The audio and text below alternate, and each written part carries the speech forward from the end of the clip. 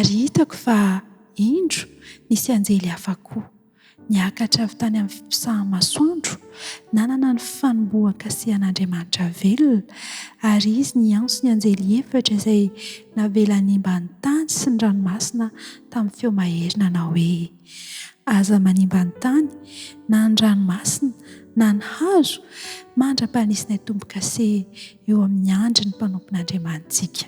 Araba feno fifaliana atolotra antsika rehetra ny tokantrano amin'ny toerana rehetra manaraka manjoy an'izao fandarana tsy fontsika mahafinaritra antsika izao. Tonga eo amin'ny famaraparanana ny telo volana voalohany amin'ity taona ity isika, izay niarahantsika nijery ilay lohahevitra goavana manao hoe ny fiahin'ilay Andriamanitra raintsika.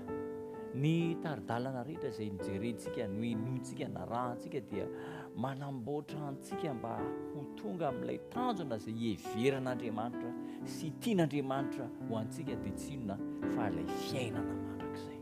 Ary ny lohahevitra androany dia mahakasika manokana an'izay andalana anankiray, lohahevitra anankiray mahakasika ny programan'Andriamanitra hitondrana antsika ho any amin'ny fiainana mandrakizay dia ny amin'ny tombo-kasen'Andriamanitra. Voasoratra ao amin'ny tenin'Andriamanitra fa Andriamanitra dia manana tombo-kase. Manana tombo-kase izay omena ny zanany tsirairay avy. Ao amin'ny Apokalipsy 7:7 manao hoe: ary hitako fa indro nisy anjely hafa koa niakatra avy any fipisahany masoandro, manana ny fanombohan-kasen'Andriamanitra velona, ary niantso ny anjely efatra izay navela hanimba ny tany izy sy ny ranomasina tamin'ny feo maherika, nanao hoe: aza manimba ny tany na ny ranomasina na ny hazo, mandra-panisina tombo-kase eo amin'ny andro ny mpanompon'Andriamanitra. Asiana tombo-kase eo amin'ny andro ny mpanompon'Andriamanitra. Ankehitriny no fotoana ametan'Andriamanitra io tombo-kase io. Inona moa ilay tombo-kase? Ny tombo-kase raha adiadiana ny soratra masina dia tsy inona fa ny sabatan'Andriamanitra. Ao amin'ny Ezekiela 2:20, Ezekiela 2:20 dia manamafy izy fa nomeko azy koa ny sabatako famantarana eo aminy mba ho fantany fa izao Jehova no manamasina azy. Ny sabata zany no tombo-kasen'Andriamanitra, ka apetaka eo amin'ny androny mpanompon'Andriamanitra izy io. Maninona ny eo amin'ny androny?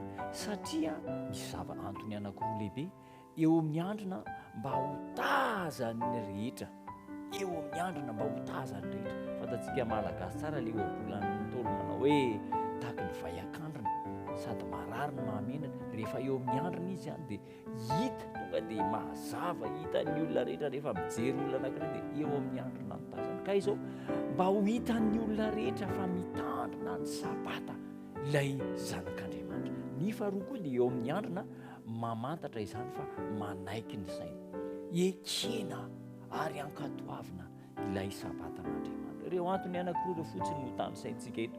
Ny heviny lalina zany dia izao: asian'Andriamanitra tombo-kase ny zanany mba ho famantarana fa an'Andriamanitra tokoa. Ka ny fankatoavana io no foto-kevitry ny didin'Andriamanitra, ary tian'Andriamanitra mba ho zanaka mpakato ianao, tian'Andriamanitra mba ho zanaka makatoa izaho, isika rehetra mba ho mpakato. Io tombo-kasen'Andriamanitra io dia efa nanomboka apetak'Andriamanitra amin'ny zanany izy io, ary eo an-dalam-piafarana, eo an-dalam-pahataperana ny fanometana ny tombo-kase.